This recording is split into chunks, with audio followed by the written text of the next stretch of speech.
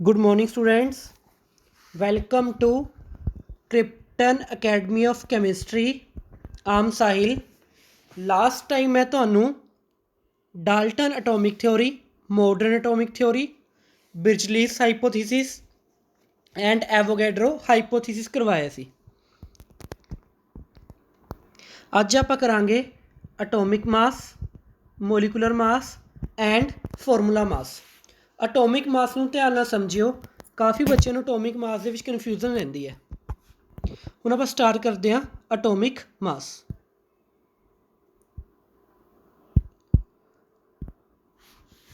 ਹੁਣ ਦੇਖੋ ਐਟੋਮਿਕ ਮਾਸ ਕੀ ਹੁੰਦਾ ਹੈ। ਹੁਣ ਐਟੋਮਿਕ ਮਾਸ ਸਿੰਪਲੀ ਨਾਮ ਤੋਂ ਹੀ ਪਤਾ ਲੱਗ ਰਿਹਾ ਐਟੋਮਿਕ ਮਾਸ। ਸਿੰਪਲੀ ਕੀ ਬੋਲੋਗੇ ਤੁਸੀਂ? ਦ ਮਾਸ ऑफ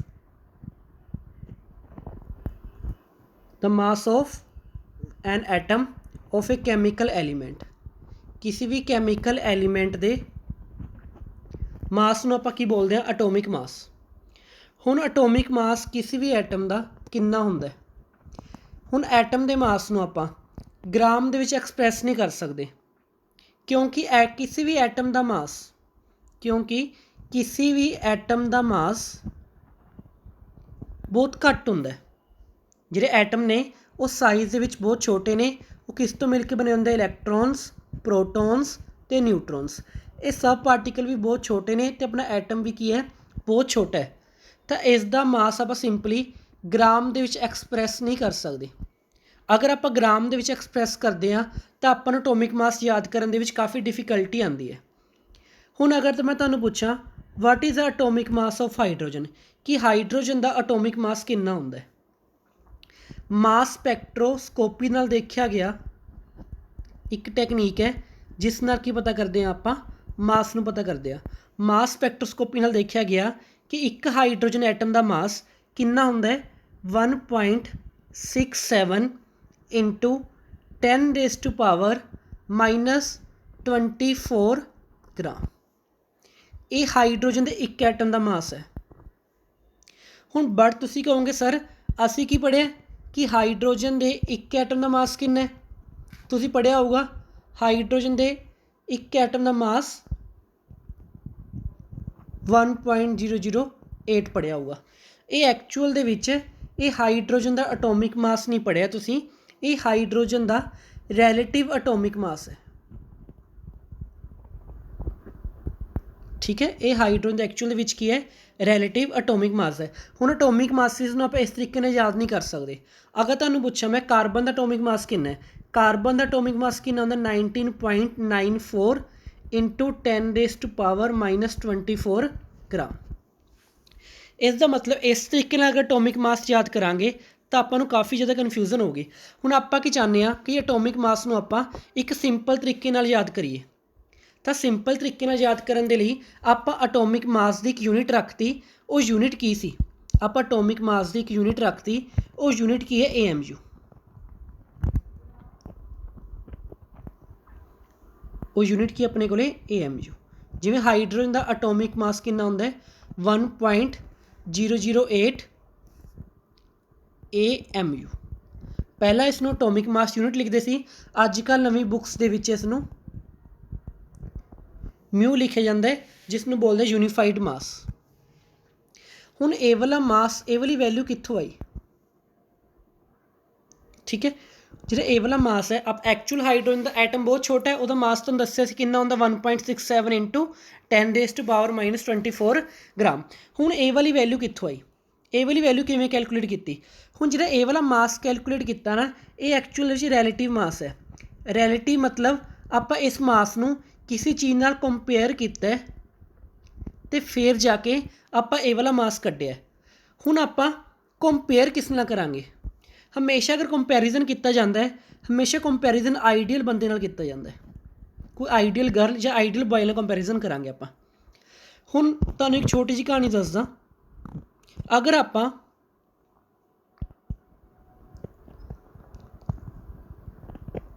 ਕਿਸੇ ਪਲੇਅਰ ਨੂੰ ਟੀਮ ਦਾ ਕੈਪਟਨ ਚੁਣਨਾ ਹੈ, ਠੀਕ ਹੈ, ਜਿਵੇਂ ਕਿ ਵਿਰਾਟ ਕੋਹਲੀ, ਤਾਂ किसी प्लेयर ਨੂੰ ਕੈਪਟਨ ਕਿਸ ਬੇਸਿਸ 'ਤੇ ਚੁਣਿਆ ਜਾਂਦਾ ਹੈ। ਮਤਲਬ ਅਗਰ ਕਿਸੇ ਐਟਮ ਦੇ ਮਾਸ ਨੂੰ ਆਪਾਂ ਕੰਪੇਅਰ ਕਰਨਾ ਹੈ ਕਿਸੇ ਅਦਰ ਐਟਮ ਦੇ ਨਾਲ ਤਾਂ ਕਿ ਆਪਾਂ ਨੂੰ ਮਾਸਿਸ ਯਾਦ ਕਰਨੇ, ਐਟੋਮਿਕ ਮਾਸਿਸ ਯਾਦ ਕਰਨੇ ਕੀ ਹੋ ਜਾਣ, ਈਜ਼ੀ ਹੋ ਜਾਣ। ਤਾਂ ਆਪਾਂ ਉਹ ਅਦਰ ਐਟਮ ਕੌਣ ਚੁਣਾਂਗੇ? ਉਹ ਅਦਰ ਐਟਮ ਉਹ ਚੁਣਾਂਗੇ ਜਿਹੜਾ ਅਦਰ ਐਟਮ ਆਪਣੇ ਕੋਲ ਕੀ ਹੋਵੇ, ਆਈਡੀਅਲ ਹੋਵੇ। ਹੁਣ ਆਈਡੀਅਲ ਦਾ ਕੀ ਮਤਲਬ ਹੈ? ਹੁਣ ਮੈਂ ਤੁਹਾਨੂੰ ਦੱਸਿਆ ਕਿ ਆਪਾਂ ਕੈਪਟਨ ਕੀ ਜਿਹੜੇ ਸਿਲੈਕਟਰਸ ਨੇ ਉਹਨਾਂ ਨੇ ਕੈਪਟਨ ਕਿਸ ਨੂੰ ਚੁਣਿਆ, ਵਿਰਾਟ ਕੋਹਲੀ ਨੂੰ ਚੁਣਿਆ। ਹੁਣ ਵਿਰਾਟ ਕੋਹਲੀ ਨੂੰ ਕਿਸ ਦੇ ਬੇਸਿਸ 'ਤੇ ਚੁਣਿਆ?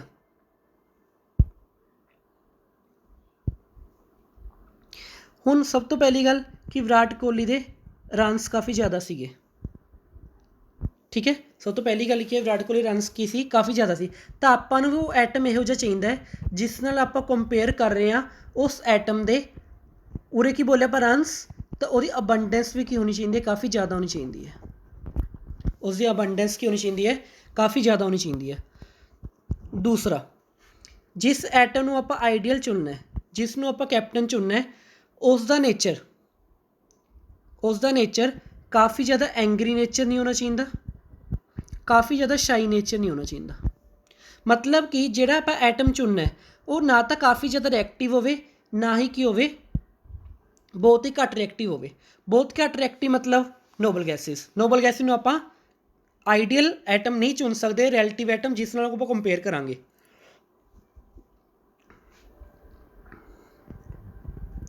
ਨਾ ਹੀ ਆਪਾਂ ਚੁਣਨਾ ਹੈ most reactive atom. Most reactive atom ਕਿਹੜੇ ਹੁੰਦੇ ਨੇ? ਜਿਵੇਂ ਸੋਡੀਅਮ, ਪੋਟਾਸ਼ੀਅਮ, ਰੂਬੀਡੀਅਮ, ਸੀਜ਼ੀਅਮ, ਉਹਨਾਂ ਦੀ ਐਕਟੀਵਿਟੀ ਕਾਫੀ ਜ਼ਿਆਦਾ ਹੈ। ਤਾਂ ਆਪਾਂ ਨੂੰ ਉਹੋ ਜਿਹੀ ਚਾਹੀਦਾ ਹੈ ਆਈਡੀਅਲ ਐਟਮ ਜਿਸ ਦੀ ਐਕਟੀਵਿਟੀ ਕੀ ਹੋਵੇ, ਮੋਡਰੇਟ ਹੋਵੇ, ਅਬੰਡੈਂਸ ਵੀ ਕਾਫੀ ਜ਼ਿਆਦਾ ਹੋਵੇ ਅਤੇ ਰਿਐਕਟੀਵਿਟੀ ਵੀ ਕੀ ਹੋਵੇ, ਮੋਡਰੇਟ ਹੋਵੇ। ਥਰਡ, ਆਪਣੇ ਕੋਲ ਐਟਮ ਇਹੋ ਜਿਹਾ ਹੋਣਾ ਚਾਹੀਦਾ ਹੈ ਕਿ ਉਸਦੇ ਆਈਸੋਟੋਪਸ ਬਹੁਤ ਘੱਟ ਹੋਣ, ਅਗਰ ਹੋਣ ਵੀ ਤਾਂ ਉਹਦਾ ਇੱਕ ਆਈਸੋਟੋਪ ਤਾਂ ਜ਼ਿਆਦਾ ਅਮਾਊਂਟ ਦੇ ਵਿੱਚ ਹੋਵੇ ਅਤੇ ਬਾਕੀ ਆਈਸੋਟੋਪ ਨੈਗਲੀਜੀਬਲ ਹੋਣ। ਹੁਣ ਸਭ ਤੋਂ ਪਹਿਲਾਂ ਰਿਲੇਟਿਵ ਐਟਮ ਕੌਣ ਚੁਣਿਆ ਗਿਆ? ਸਭ ਤੋਂ ਪਹਿਲਾਂ ਰਿਲੇਟਿਵ ਐਟਮ ਚੁਣਿਆ ਗਿਆ ਸੀ ਹਾਈਡਰੋਜਨ, ਕਿ ਹਾਈਡਰੋਜਨ ਦੇ ਮਾਸ ਦੇ ਨਾਲ ਸਭ ਨੂੰ ਕੰਪੇਅਰ ਕਰਾਂਗੇ, ਆਪਣੇ ਕੋਲ ਐਕਚੁਅਲ ਮੋਲੀਕੂਲਰ ਮਾਸ ਆ ਜਾਊਗਾ। ਹੁਣ ਆਪਣੇ ਕੋਲ ਆਕਸੀਜਨ ਦਾ ਮਾਸ ਕਿੰਨਾ ਹੁੰਦਾ ਹੈ? ਆਪਣੇ ਕੋਲ ਆਕਸੀਜਨ ਦਾ ਮਾਸ ਕਿੰਨਾ ਹੁੰਦਾ ਹੈ? ਅਪਰੋਕਸੀਮੇਟਲੀ 16 ਮਿਊ ਐਟੋਮਿਕ ਮਾਸ ਯੂਨਿਟ। ਹੁਣ ਇਹਦਾ ਮਤਲਬ ਕੀ ਹੈ? ਜਿਹੜਾ ਆਕਸੀਜਨ ਹੈ it is 16 times heavier than hydrogen atom. ਜਿਹੜਾ ਆਕਸੀਜਨ ਹੈ ਉਹ 16 ਟਾਈਮ ਹੈਵੀ ਹੈ as compare to hydrogen atom. But ਬਾਅਦ ਦੇ ਵਿੱਚ ਹਾਈਡਰੋਜਨ ਨੂੰ ਕੀ ਕਰਤਾ ਆਪਾਂ? ਨਿਗਲੈਕਟ ਕਰਤਾ। ਆਪਾਂ ਹਾਈਡਰੋਜਨ ਨੂੰ ਬਾਅਦ ਦੇ ਵਿੱਚ ਨਿਗਲੈਕਟ ਕਿਉਂ ਕਰਤਾ? ਕਿਉਂਕਿ ਹਾਈਡਰੋਜਨ ਦੀ ਅਬੰਡੈਂਸ ਬਹੁਤ ਘੱਟ ਸੀਗੀ, ਠੀਕ ਹੈ। ਹਾਈਡਰੋਜਨ ਅਬੰਡੈਂਸ ਕੀ ਸੀਗੀ? ਬਹੁਤ ਘੱਟ ਸੀ ਅਤੇ ਕਾਫੀ ਜ਼ਿਆਦਾ ਇਹਦੇ ਕੀ ਪਾਏ ਜਾਂਦੇ ਸੀ? ਆਈਸੋਟੋਪਸ, ਕਾਫੀ ਜ਼ਿਆਦਾ ਅਮਾਊਂਟ ਦੇ ਵਿੱਚ। ਤਾਂ ਹਾਈਡਰੋਜਨ ਨੂੰ ਕੀ ਕਰਤਾ ਆਪਾਂ? ਨਿਗਲੈਕਟ ਕਰਤਾ। ਹੁਣ ਲਾਸਟ ਦੇ ਵਿੱਚ ਇਨ 1961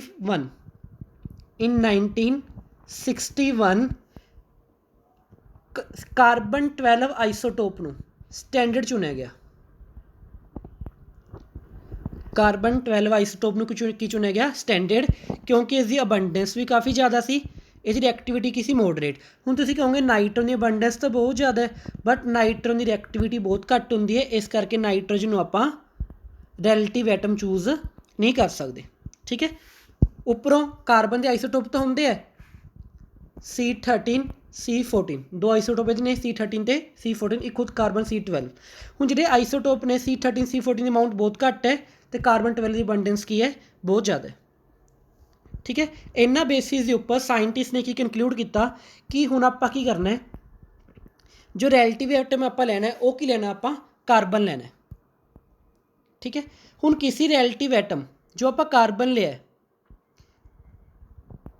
ਇੱਥੋਂ ਆਪਾਂ ਇੱਕ ਯੂਨਿਟ ਕੈਲਕੂਲੇਟ ਕੀਤੀ ਜਿਸ ਦੇ ਨਾਲ ਆਪਾਂ ਸਿੰਪਲੀ ਮਲਟੀਪਲਾਈ ਕਰਾਂਗੇ ਅਤੇ ਆਪਣੇ ਕੋਲ ਉਸਦਾ ਐਕਚੁਅਲ ਐਟੋਮਿਕ ਮਾਸ ਆ ਜਾਊਗਾ। ਉਹ ਯੂਨਿਟ ਕੀ ਰੱਖੀ ਆਪਾਂ? ਐਟੋਮਿਕ ਮਾਸ ਯੂਨਿਟ ਜਾਂ 1 ਮਿਊ। ਹੁਣ 1 ਐਟੋਮਿਕ ਮਾਸ ਯੂਨਿਟ ਕੀ ਹੁੰਦੀ ਹੈ? 1 ਐਟੋਮਿਕ ਮਾਸ ਯੂਨਿਟ ਕੀ ਹੁੰਦੀ ਹੈ?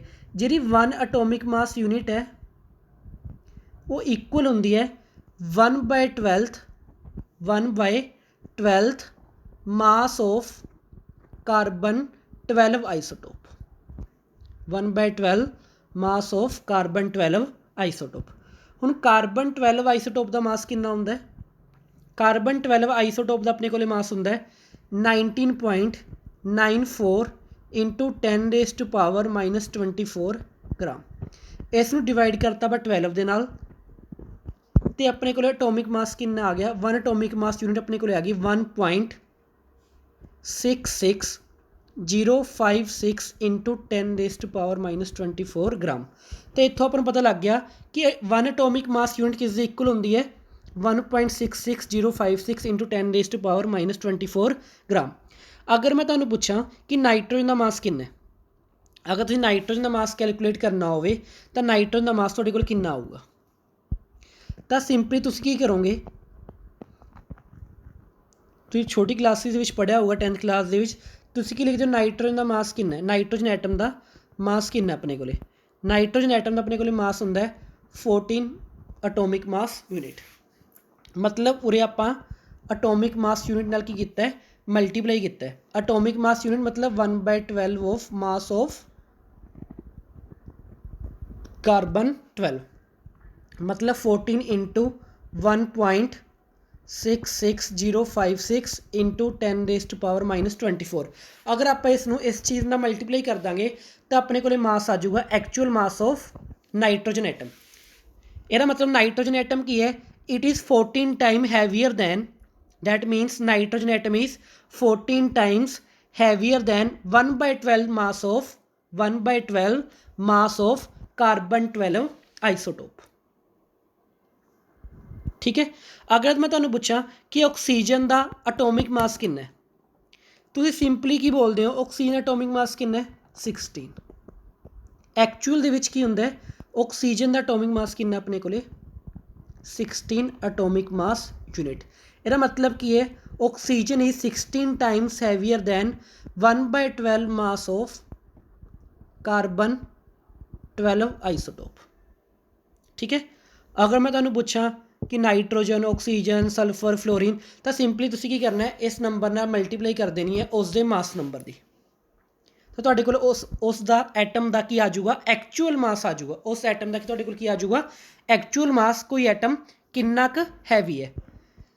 ठीक है। आपां जनरली ग्राम दे विच नहीं लिखते क्योंकि ग्राम दे विच इसका मास काफ़ी ज़्यादा घट है, तो सिंपलीफाइड करने के लिए इसनूं आपां किवें एक्सप्रैस करते हैं एस यूनीफाइड मास और AMU एटोमिक मास यूनिट। ठीक है। Atomic mass unit, atomic mass की होंगे किसी भी एलीमेंट का is defined as relative mass of an atom. Relative मतलब किस चीज़ ने कंपेयर किया है। ठीक है। कंपेयर किस ने किया आप कार्बन 12 आइसोटोप नाल। हुण आप कार्बन 12 आइसोटोप को लिया सी तुहानूं दस्सिआ है क्योंकि इहदी अबंडेंस काफ़ी ज़्यादा है, रिएक्टिविटी मॉडरेट है, तो आइसोटोप्स भी ਜਿਹੜੇ ਨਾਲ ਦੇ आइसोटोप पाए जाते हैं C13 C14 उन्होंने की अबंडेंस भी की है काफ़ी घट है। तो एटोमिक मास की होंगे, atomic mass is a number which shows how many times an atom of element is heavier than 1/12 mass of carbon atom. ये तो मैं हुणे उपर दस के हटिया कि कोई एटम कितना भारी है, सिंपली आपां की करना है उस एटम ने 1/12 मास ऑफ कार्बन एटम की करना है मल्टीप्लाई करना है। ठीक है। दूसरे तरीके नाल भी आप उसका एटोमिक मास कट सकते हैं।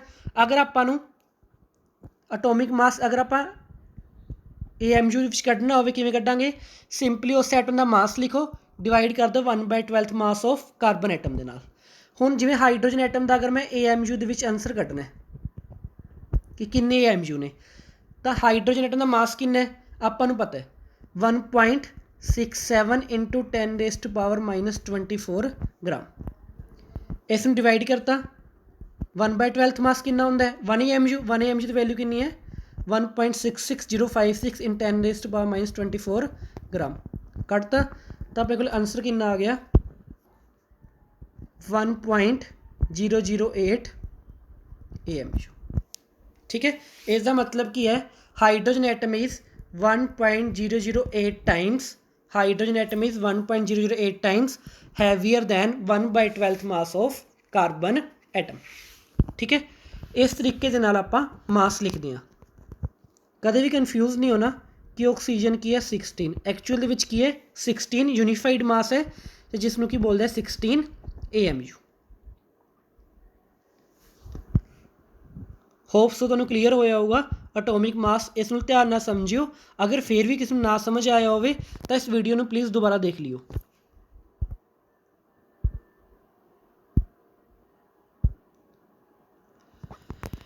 ਹੁਣ ਦੇਖੋ ਨੈਕਸਟ ਹੈ ਐਵਰੇਜ ਐਟੋਮਿਕ ਮਾਸ।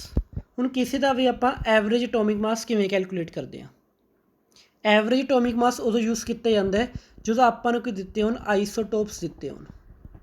ਆਈਸੋਟੋਪਸ ਕੀ ਹੁੰਦੇ ਹੈ, ਜਿਨ੍ਹਾਂ ਦਾ ਐਟੋਮਿਕ ਨੰਬਰ ਕੀ ਹੁੰਦਾ ਹੈ ਸੇਮ ਬਟ ਮਾਸ ਨੰਬਰ ਕੀ ਹੁੰਦਾ ਹੈ ਡਿਫਰੈਂਟ। ਜਿਵੇਂ ਕਾਰਬਨ 6 ਐਟੋਮਿਕ ਨੰਬਰ, ਮਾਸ ਨੰਬਰ ਕਿੰਨਾ ਹੈ 12 13 14। ਇਸ ਦੇ ਕੀ ਨੇ 3 ਆਈਸੋਟੋਪ ਨੇ। ਹੁਣ ਦੇਖੋ ਜਿਹੜਾ 12th ਕਾਰਬਨ ਹੈ ਇਹਦੀ ਅਬੰਡੈਂਸ ਕਾफ़ੀ ਜ਼ਿਆਦਾ ਹੈ as compare to other isotope. ਇਸ ਦੀ ਆਪਾਂ ਨੂੰ ਅਬੰਡੈਂਸ ਦਿੱਤੀ ਹੋਈ ਹੈ, ਠੀਕ ਹੈ। ਇਸ ਦੀ ਅਬੰਡੈਂਸ ਆਪਾਂ ਦਿੱਤੀ ਹੋਈ ਹੈ 98.8%, ਨੈਕਸਟ 1.1% ਅਤੇ ਨੈਕਸਟ ਵਨ ਇਜ਼ 2 × 10⁻⁻10। ਦੇਖੋ 14 ਕਾਰਬਨ ਦੀ ਅਬੰਡੈਂਸ ਕਿੰਨੀ ਹੈ, ਬਹੁਤ ਘੱਟ ਹੈ, ਅਤੇ 12th ਕਾਰਬਨ ਦੀ ਅਬੰਡੈਂਸ ਕਿੰਨੀ ਹੈ, ਬਹੁਤ ਜ਼ਿਆਦਾ ਹੈ। ਇਸ ਕਰਕੇ ਆਪਾਂ ਕਿਸ ਨੂੰ ਕੰਸੀਡਰ ਕੀਤਾ ਹੈ 12th ਕਾਰਬਨ ਨੂੰ। ਇਹਨਾਂ ਐਟੋਮਿਕ ਮਾਸ ਵੀ ਦਿੱਤੇ ਹੋਏ ਹੈ, ਇਹਦਾ 12 ਸਮਥਿੰਗ ਹੈ, 13 ਸਮਥਿੰਗ ਹੈ, ਇਸਦਾ ਕਿੰਨਾ 14। ਸਿੰਪਲੀ ਅਬੰਡੈਂਸ ਨੂੰ ਮਲਟੀਪਲਾਈ ਕਰੋ ਐਟੋਮਿਕ ਮਾਸ ਨਾਲ, ਅਬੰਡੈਂਸ ਨੂੰ ਮਲਟੀਪਲਾਈ ਕਰੋ ਐਟੋਮਿਕ ਮਾਸ ਨਾਲ, ਅਬੰਡੈਂਸ ਨੂੰ ਮਲਟੀਪਲਾਈ ਕਰੋ ਐਟੋਮਿਕ ਮਾਸ ਨਾਲ, ਅਤੇ ਡਿਵਾਈਡ ਕਰ ਦਿਓ 100 ਦੇ ਨਾਲ, ਤਾਂ ਤੁਹਾਡੇ ਕੋਲ ਕੀ ਆ ਜਾਊਗਾ ਐਵਰੇਜ ਐਟੋਮਿਕ ਮਾਸ। ਨੈਕਸਟ ਅਗਰ ਆਰਗਨ ਦਾ ਕੱਢਣਾ ਆਪਾਂ 3 ਆਈਸੋਟੋਪ 36 38 ਅਤੇ 40, multiply multiply multiply then addition then divided by 100, ਕਿਉਂਕਿ ਟੋਟਲ ਪਰਸੈਂਟੇਜ ਹਮੇਸ਼ਾ ਕਿੰਨੀ ਹੋਊਗੀ 100, ਠੀਕ ਹੈ। ਇਸ ਤਰੀਕੇ ਨਾਲ ਕੀ ਕੱਢ ਸਕਦੇ ਆਪਾਂ ਐਵਰੇਜ ਐਟੋਮਿਕ ਮਾਸ। ਹੁਣ ਇੱਕ ਟਰਮ ਹੁੰਦੀ ਹੈ ਗ੍ਰਾਮ ਐਟੋਮਿਕ ਮਾਸ। ਹੁਣ ਗ੍ਰਾਮ ਐਟੋਮਿਕ ਮਾਸ ਕੀ ਚੀਜ਼ ਹੈ। ਹੁਣ ਦੇਖੋ ਗ੍ਰਾਮ ਐਟੋਮਿਕ ਮਾਸ ਅਗਰ ਆਪਾਂ ਐਟੋਮਿਕ ਮਾਸ ਨੂੰ ਐਕਸਪ੍ਰੈਸ ਕਰਦੇ ਹਾਂ ਗ੍ਰਾਮ ਦੇ ਵਿੱਚ, ਅਗਰ ਐਟੋਮਿਕ ਮਾਸ ਨੂੰ ਆਪਾਂ ਐਕਸਪ੍ਰੈਸ ਕਰਦੇ ਹਾਂ ਗ੍ਰਾਮ ਦੇ ਵਿੱਚ, ਉਸ ਨੂੰ ਆਪਾਂ ਕੀ ਬੋਲਦੇ ਹਾਂ ਗ੍ਰਾਮ ਐਟੋਮਿਕ ਮਾਸ। ਜਿਵੇਂ ਆਕਸੀਜਨ ਦਾ ਐਟੋਮਿਕ ਮਾਸ ਕਿੰਨਾ 16 μ, ਤਾਂ ਇਸ ਦਾ ਗ੍ਰਾਮ ਐਟੋਮਿਕ ਮਾਸ ਕਿੰਨਾ ਹੋਊਗਾ 16 ਗ੍ਰਾਮ, ਠੀਕ ਹੈ। ਐਕਚੁਅਲ ਮਾਸ ਕਿੰਨਾ ਹੁੰਦਾ ਇੱਕ ਆਕਸੀਜਨ ਐਟਮ ਦਾ 16 × AMU। ਐਟੋਮਿਕ ਮਾਸ ਯੂਨਿਟ ਨਾਲ ਮਲਟੀਪਲਾਈ ਕਰ ਦਾਂਗੇ ਤਾਂ ਆਪਣੇ ਕੋਲ ਇਸ ਦਾ ਕੀ ਆ ਜਾਊਗਾ ਐਕਚੁਅਲ ਮਾਸ ਆ ਜਾਊਗਾ, ਠੀਕ ਹੈ। ਅਗਰ ਗ੍ਰਾਮ 'ਚ ਐਕਸਪ੍ਰੈਸ ਕਰਦੇ ਨੇ ਇਸ ਨੂੰ ਆਪਾਂ ਕਿਸ 'ਚ ਐਕਸਪ੍ਰੈਸ ਕਰਦੇ ਇਹਨੂੰ ਆਪਾਂ ਅਗਰ ਗ੍ਰਾਮ ਦੇ ਵਿੱਚ, ਤਾਂ ਉਸ ਨੂੰ ਕੀ ਬੋਲਦੇ ਗ੍ਰਾਮ ਐਟੋਮਿਕ ਮਾਸ। ਹੁਣ ਐਵੇਂ ਕਨਫਿਊਜ਼ ਨਹੀਂ ਹੋਣਾ ਕਿ ਜਿਹੜਾ ਗ੍ਰਾਮ ਦੇ ਵਿੱਚ ਮਾਸ ਹੈ ਇਹ ਇੱਕ ਐਟਮ ਦਾ ਮਾਸ ਹੈ, ਇਹ ਐਕਚੁਅਲ ਦੇ ਵਿੱਚ ਇੱਕ ਐਟਮ ਦਾ ਮਾਸ ਨਹੀਂ ਹੈਗਾ। ਜੋ ਤੁਹਾਨੂੰ ਮਾਸ ਦਿਖ ਰਿਹਾ ਇੱਕ ਐਟਮ ਦਾ ਮਾਸ ਨਹੀਂ ਹੈਗਾ, ਇਹ ਐਕਚੁਅਲ ਦੇ ਵਿੱਚ 1 ਮੋਲ ਐਟਮ ਦਾ ਮਾਸ ਹੈ, ਜੋ ਆਪਾਂ ਅੱਗੇ ਜਾ ਕੇ ਡਿਸਕਸ ਕਰਾਂਗੇ। ਮੋਲ ਕੰਸੈਪਟ ਆਪਾਂ ਨੈਕਸਟ ਲੈਕਚਰ ਦੇ ਵਿੱਚ ਕਰਾਂਗੇ, ਤਾਂ ਕਨਫਿਊਜ਼ ਨਹੀਂ ਹੋਣਾ, ਇੱਕ ਐਟਮ ਦਾ ਮਾਸ ਨਹੀਂ ਹੈਗਾ। ਅਗਰ ਆਪਾਂ ਗ੍ਰਾਮ ਐਟੋਮਿਕ ਮਾਸ ਨੂੰ ਗ੍ਰਾਮ ਐਟੋਮਿਕ ਮਾਸ 'ਚ ਕਨਫਰਮ ਕਰਦੇ ਹਾਂ ਤਾਂ ਉਸਨੂੰ ਕੀ ਬੋਲਦੇ ਆ ਗ੍ਰਾਮ ਐਟੋਮਿਕ ਮਾਸ। ਸਿੰਪਲੀ ਮਿਊ ਹਟਾ ਕੇ ਤੁਸੀਂ ਕੀ ਲਗਾ ਦੇਣਾ ਗ੍ਰਾਮ ਲਗਾ ਦੇਣਾ। ਨੈਕਸਟ ਹੈ ਮੋਲੀਕੂਲਰ ਮਾਸ। ਹੁਣ ਮੋਲੀਕੂਲਰ ਮਾਸ ਕੱਢਣਾ ਕੀ ਹੈ ਕਾफ़ੀ ਈਜ਼ੀ ਹੈ। ਹੁਣ ਮੋਲੀਕੂਲਰ ਮਾਸ ਕਿਵੇਂ ਕੱਢ ਸਕਦੇ ਹਾਂ ਆਪਾਂ, ਠੀਕ ਹੈ। ਮੋਲੀਕੂਲਰ ਮਾਸ ਕਿਵੇਂ ਕੱਢਾਂਗੇ ਆਪਾਂ, ਸਿੰਪਲੀ ਐਟੋਮਿਕ ਮਾਸ ਇਸ ਨੂੰ ਕੀ ਕਰ ਦਾਂਗੇ ਆਪਾਂ, ਕਿਉਂਕਿ ਮੋਲੀਕੂਲਸ ਕਿਸ ਤੋਂ ਬਣੇ ਹੁੰਦੇ ਐਟਮ ਤੋਂ।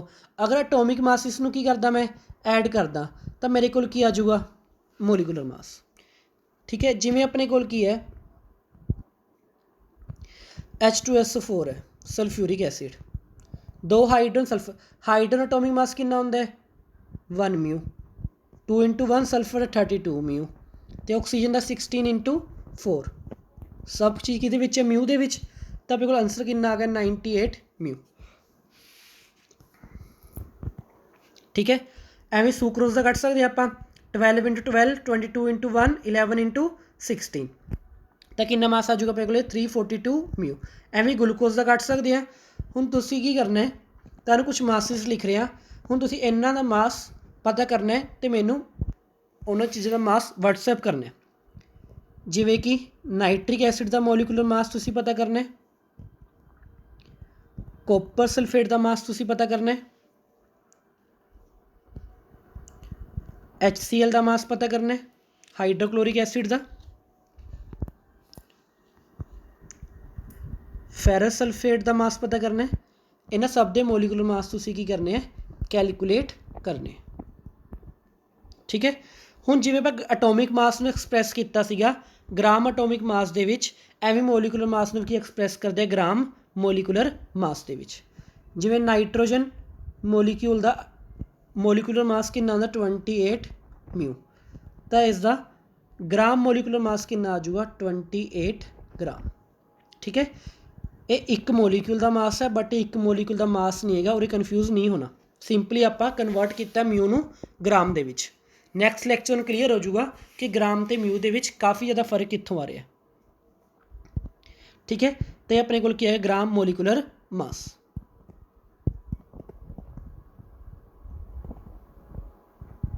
एवं अगर आप क्लोरीन का ग्राम मोलीकुलर मास कढ़ना हो, एक क्लोरीन एटम का एटॉमिक मास कितना होंगे 35.5 म्यू इंटू 2, तो मास कितना आ जाऊगा अपने को 71। अगर आप कढ़ना हो एसिटिक एसिड का ग्राम मोलीकुलर मास, कार्बन का मास कितना होंगे 12, कार्बन का मास अपने को कितना आ जाऊगा 12, तो हाइड्रोजन का 3, कार्बन का ग्राम एटॉमिक मास 12, ऑक्सीजन का 16 इंटू 2 हाइड्रोजन का 1, तो टोटल ग्राम एटॉमिक मास अपने को कितना आ गया। टोटल ग्राम एटॉमिक मास अपने को कैलकुलेट करांगे कितना आ जाएगा 12 12 24, 24 plus 32 plus 4 is equal to 60 gram. तो एवं आप कैलकुलेट कर सकते हैं gram molecular mass. Third concept अपना फॉर्मूला मास। हुण जिहड़ा क्लोरीन मोलीक्यूल सी ना वो डिस्क्रीट सी कल्ला पाया जाता है, ऑक्सीजन मोलीक्यूल डिस्क्रीट है कल्ला पाया जाता है, बट कुछ मोलीक्यूल इहो जिहे ने जिवें NaCl है ये कदे भी Na पॉजिटिव Cl नैगेटिव कल्ले नहीं पाए जाते, एक एटम नहीं होंदा, इन्हां नाल 6 एटम होर भी जुड़े होंदे ने। इस दे नाल 6 क्लोरीन होर भी जुड़े होणगे, इस नाल 6 सोडियम होर भी जुड़े होणगे। हुण इहो जिहे एटम का मास किवें कढदे आं आपां। अगर इहो जिहे एटम का मास कढना है तो इन्हों आप एटॉमिक मास नहीं बोलते, इन्हों के मासिस नूं, इन्हों के मासिस नूं की बोलते आपां मोलीकुलर मास। अगर मैं डायग्राम बनावां NaCl दी, NaCl डिस्क्रीट यूनिट नहीं होंदी, जी NaCl की स्ट्रक्चर होंदी है वो क्यूबिक स्ट्रक्चर होंदी है, क्रिस्टल लाइक स्ट्रक्चर। वो स्ट्रक्चर किस तरीके की होंदी है, कुछ इस तरीके की होंदी है।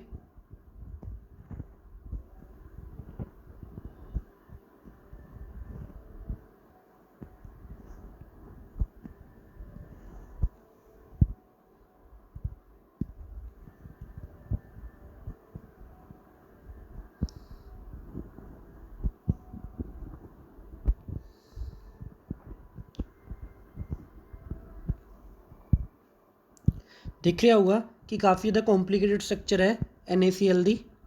जो नमक तुसीं देखते हो देखने में कितना सिंपल होंदा है बट एक्चुअल दे विच इसकी स्ट्रक्चर की काफ़ी ज़्यादा कॉम्पलीकेटेड है।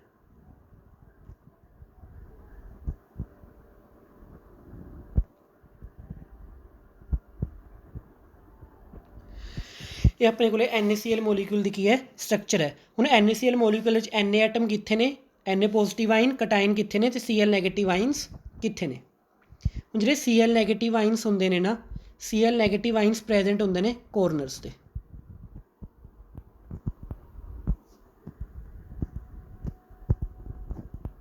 ठीक है, Cl नैगेटिव आइनस कितने प्रेजेंट ने कॉर्नर्स ते, होर भी एक जगह पर प्रेजेंट होंगे तुहानूं दसदा।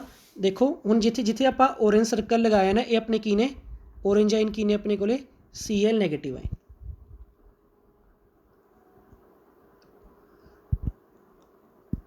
हुण देखो जे सोडियम आइन है जिथे इत्थे अपने को की ने क्लोरीन आइन है, इस दे विच क्या लिखी होंदी है सोडियम आइनस, ये सेंटर दे विच सोडियम, ये सेंटर सोडियम, तो सोडियम आइन दे सेंटर दे विच उपरले फेस दे फेस सेंटर दे विच की होंदी है सोडियम आइन, सेंटर च क्लोरीन, क्लोरीन एटम के सेंटर दे विच की बनाना आपां सोडियम आइन, तो उरे अपने को की है क्लोरीन एटम। जो रैड कलर नाल दिखा रहे हैं वो अपने को की ने सोडियम एटम, जो ग्रीन कलर नाल दिखा रहे हैं वो अपने को की ने ग्रीन कलर के की ने क्लोरीन एटम, रैड दे विच सोडियम, ग्रीन दे विच क्लोरीन। ठीक है, उरे ग्रीन है तो उरे भी क्या आऊगा ग्रीन।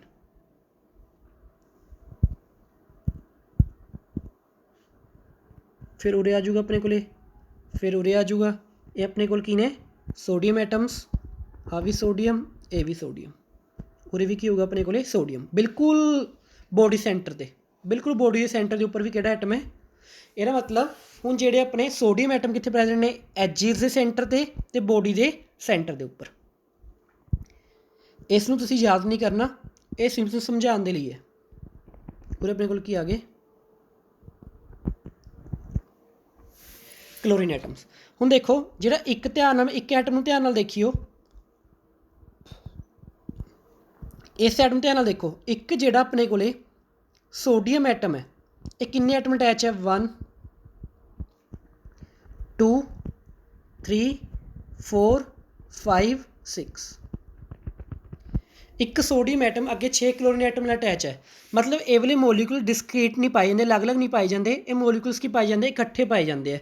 तो इन्हों आपां अगर डायग्राम स्क्रीनशॉट लैना तुसीं लै सकते हो, तो आपां इन्हों एटॉमिक मास या मोलीकुलर मास बोल के इंडीकेट नहीं करते, इन्हों आपां किवें इंडीकेट करते हैं एज फॉर्मूला मास, क्यों स्ट्रक्चर जिहड़ी हुंदी है 3D लैटिस हुंदी है। ठीक है, तो सिंपली एटॉमिक मास इसनूं की करांगे आपां ऐड करांगे, इन्हें फॉर्मूला यूनिट मतलब एक यूनिट की बन गई Na पॉजिटिव Cl नैगेटिव। तो NaCl का अपने को फॉर्मूला मास कितना होगा, सिंपली Na एटम का कितना होगा 23 म्यू, तो Cl एटम का कितना होगा सिंपली अपने को कितना आ जाएगा 35.5 म्यू। तो टोटल मास कितना आ गया NaCl का 58.5 म्यू। हुण तुसीं किहड़े एटम का फॉर्मूला मास कैलकुलेट करना है, करो। जिंक सल्फाइड का कैलकुलेट करना है,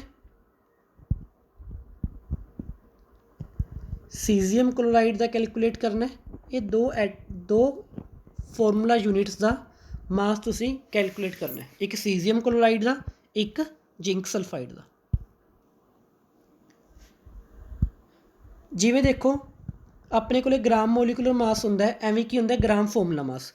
अगर यही मास नूं मैं एक्सप्रैस करदा ग्राम दे विच, तो इसनूं आपां की बोलदे हैं ग्राम फॉर्मूला मास। अगर इस मास नूं मैं एक्सप्रैस करदा ग्राम दे विच, तो आपां की बोलदे हैं gram formula mass. Thank you. अगर तुहानूं वीडियो पसंद आई तो वीडियो नूं जरूर लाइक करो, तो चैनल नूं जरूर सबसक्राइब करो। अगर किसी ने भी कोई डाउट होंदे है तो किसी भी टाइम मैसेज करके तुसीं पुछ सकदे हो।